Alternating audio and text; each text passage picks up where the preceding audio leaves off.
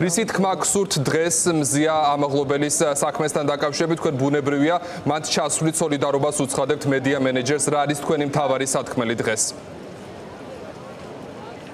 რა თქმა უნდა სოლიდარობას უცხადებ რა თქმა უნდა აუცილებლად უნდა ჩამოსულიყავი სოლიდარობას უცხადებ როგორც ქალი ქალს მზია ამაღლობელი მე მიმაჩნია ეს არის თავისუფლების სიმბოლო თავისუფალი სიტყვის სიმბოლო უძლიერესი ქალი გაუტეხელი და მე ვთვლი რომ მე მწვენია იმ კაცების მამაკაცების მაგივრად ვინც აი აქამდე მოიყვანა და დაატყვევა მზია ამაღლობელი ლოყაზე მოთათუნების გამო ფაქტობრივად ესე ვიტყოდი ძალიან სირცხვილია მე დარწმუნებული ვარ რომ ამ ომს ჩვენ მოვიგებთ დარწმუნებული ვარ ამაში და ვიცხოვრებთ ისეთ საქართველოში ევროპულ საქართველოში როგორც უნდა მზია ამაღლობელს. ქალბატონო ლიკა, თქვენ ბრძანეთ რომ ამ ომს აუცილებლად მოვიგებთ, აი რა გაძლევთ ამის თქმის საშუალებას,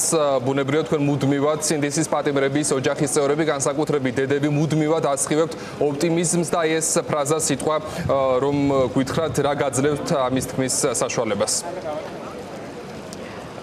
შემართება, ბრძოლის უნარიანობა, გაუტეხელობა, შინაგანი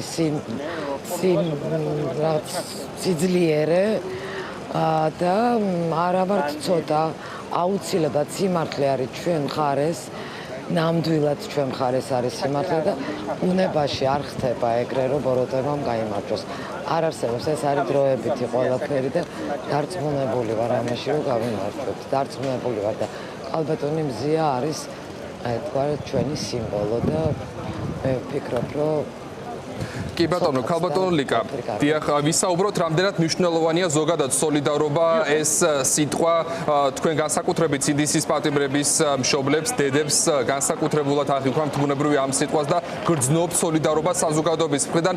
აი ამ სიტყვის მნიშვნელობაზე რომ ვილაპარაკოთ, რამდენად აუცილებელია სოლიდარობა მათ შორის ყველა ფლანგიდან, განსაკუთრებით თქვენ ახლა ბათუმში იმყოფები და მზია ამაღლობელთან დაკავშირებით განსაკუთრებული ინტერესი არსებობს, რადგან ის არის ჟურნალისტი, ქალი პატიმარი ამ პროცესში, რომელიც დაატყვევა უკანონოდ რეჟიმმა ციხეში.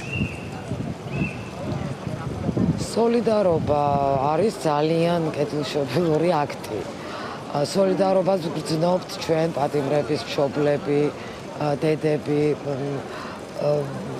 ცოლები, ძმები, დები, ყველა მხრიდან აბსოლუტურად თუ ქუჩაში, თუ საზოგადოებაში, თუ საერთაშორისო საზოგადოებაში სოლიდარობა ძალიან მნიშვნელოვანია. პატიმრები, აი, ქალბატონი მზია ჩვენ გვაძლევს ძალას და ჩვენ აი ამ ძალის გადამდები ძალით მე შეგვიძლია მაგრად ვიყოთ და შეგვიძლია ბრძოლის უნარიანები უფრო ხდებით და ეს ძალიან მნიშვნელოვანი აქტია სოლიდარობა. გრძნობთ ყველგან აბსოლუტურად ყველაფერში და ყველგან. მათ შორის ჩვენი საერთაშორისო პარტნიორების მხრიდანაც ხო ბუნებრივია ამ პროცესებს, სინდისის პატიმრების პროცესებს აქტიურად აკვირდებიან დიპლომატები, ისინი მუდმივად თვალს ადევნებენ და მათ შორის ბათუმშიც ხშირად დადიან.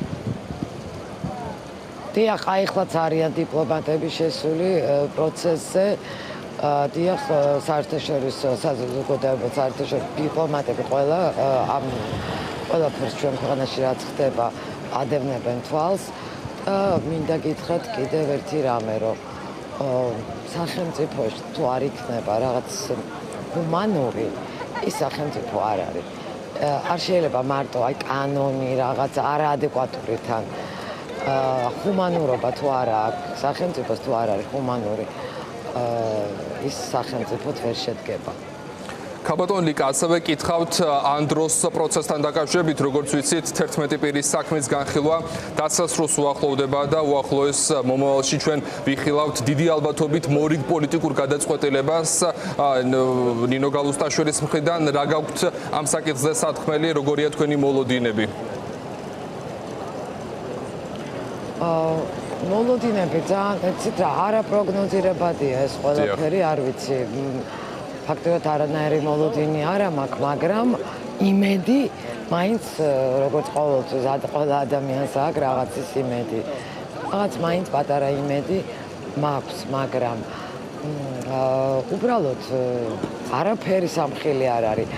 აბსოლუტურად არაფერი არ აქვს. არანაირი მტკიცებულება და არ ვიცი ეს ჩალით არის დაფარული ეს ქვეყანა კი არის ჩალით დაფარული, მაგრამ მაინც ჩემთვის წარმოუდგენელია რომ არანაირი სამხილი, არანაირი მტკიცებულება და ეს არაჩვეულებრივი ბიჭები გაუშვან ციხეში. აი, არ ვიცი, ვერაფერს ვერ გეტყვით. ვერაფერს ვერ ვიტყვი, იმიტომ რომ ძალიან არაპროგნოზირებადია. რა იხარშება მათ ტვინებში, რას გადაწყვეტენ, როგორ გადაწყვეტენ. მართლა არ ვიცი. გასაგებია.